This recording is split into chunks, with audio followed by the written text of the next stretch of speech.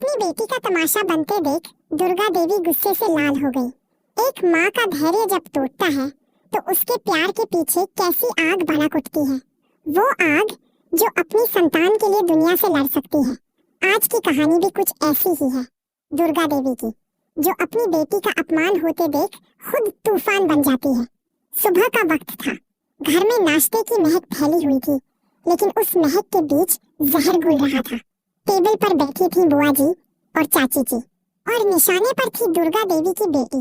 पहले उन्होंने ताने मारे, फिर हंसने लगी और आखिर में तो इतना कह दिया, अरे इसे तो नौकर का काम करना चाहिए, यही इसके लायक है। कमरे में सन्नाटा छा गया, हर कोई एक दूसरे का चेहरा देख रहा था। दुर्गा देवी पहले चुप रही, शायद सोच रही थी कि बड़े हैं समझ जाएंगे, लेकिन जब बुआ जी ने अपनी हद पार कर दी तब वो चुप नहीं रही। वो धीरे धीरे कुर्सी से उठी, उनकी आंखों में गुस्से की आग थी।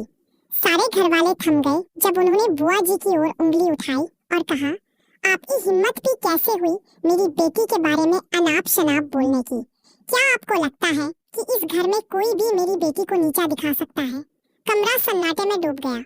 फिर वो चाची जी की ओर मुड़ी, और आप भी मेरी बेटी को कुछ नहीं कह सकती। ये मेरा घर है और यहाँ मेरी बेटी को रहने का पूरा हक है।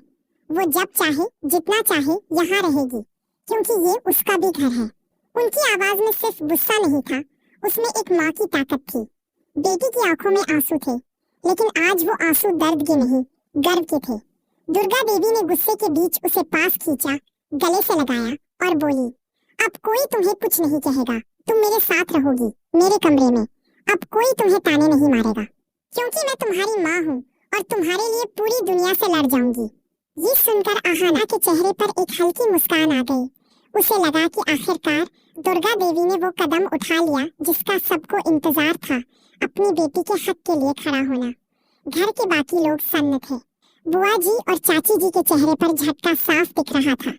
उन्हें उम्मीद नहीं थी कि दुर्गा देवी आज इस तरह बगावत कर देंगी, लेकिन सच्चाई यही थी, अब हालात बदल चुके थे। दुर्गा देवी ने सबके सामने साफ शब्दों में कहा, अब मेरी बेटी के साथ कोई भी बदतमीजी नहीं करेगा। अगर किसी ने किया तो वो इस घर में नहीं रहेगा।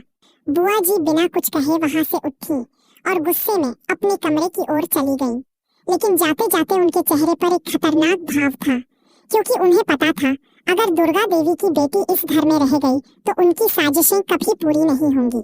आहाना और दुर्गा देवी की बेटी दोनों मिलकर अब घर की सबसे मजबूत जोड़ी बन चुकी थी, और शायद यहीं से घर की कहानी का नया अध्याय शुरू होता है, जहां अब कोई किसी की आवाज नहीं दबा पाएगा, जहां माँ बेटी मिलकर हर साजिश का जवाब देंगी। तो क्या बुआ जी अब कुछ नया प्लान करने वाली हैं, या फिर दुर्गा देवी की यह एकता घर में स्थायी शांति लाएगी?